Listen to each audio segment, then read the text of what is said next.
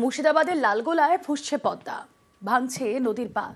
আর এই ভাঙন রোধে 7.5 কোটি টাকা বরাদ্দ করেছে সেচ দফতর। চলছে বালির বস্তা ফেলার কাজ। এখানেই অনেকের প্রশ্ন, বর্ষার সময় কেন কাজ হচ্ছে? এখন তো সব বালি ধুয়ে যাবে, সরকারি টাকাও জলে যাবে।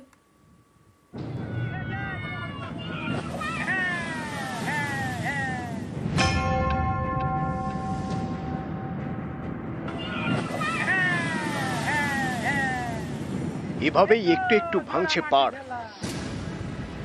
আতঙ্ক বাড়ছে মুর্শিদাবাদের পদ্মা পাড়ে। মুর্শিদাবাদের লালগোলা, এখানকার বিলপোড়া কোপড়া গ্রাম পঞ্চায়েতের তারানগরের পাশ দিয়ে বয়ে গিয়েছে পদ্মা। কয়েকদিনের বৃষ্টিতে পদ্মা এখন ভয়ঙ্কর। প্রতিদিন ভাঙছে নদীর পাড়। তলিয়ে গিয়েছে বিএসএফ রোডের একাংশ। নদী পাড়ের বাসিন্দারা আতঙ্কে।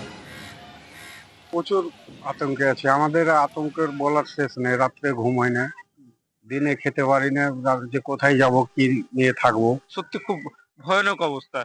আর হয়তো আর কিছুদিনের মধ্যে, আমি দেখেছিলাম এর আগে বছর, ওই যে সাদা দেখতে পাচ্ছেন, সাদা উপরে ঢেউ, ওইখান অব্দি ছিল, মাটি সরজমিন ছিল, কিন্তু এই বছর এতটা ভেঙেছে। তো নিজের যে ভিটে মাটি সেটাই থাকছে না।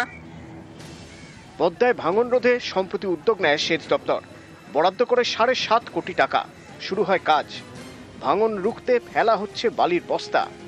এখানেই অনেকের প্রশ্ন, কেন বর্ষার সময় ভাঙন রোধের কাজ শুরু হলো?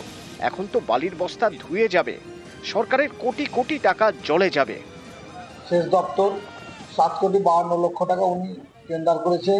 নদীর অ্যাকচুয়ালি কাজ করতে গেলে ডিসেম্বর থেকে মার্চের মধ্যে, এপ্রিল, এই মোটামুটি 4-5টা মাস ভাঙনের কাজ ভালো হবে।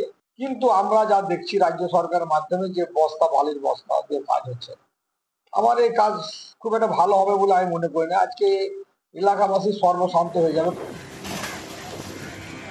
মুর্শিদাবাদ থেকে প্রণব বন্দ্যোপাধ্যায়, নিউজ 18 বাংলা।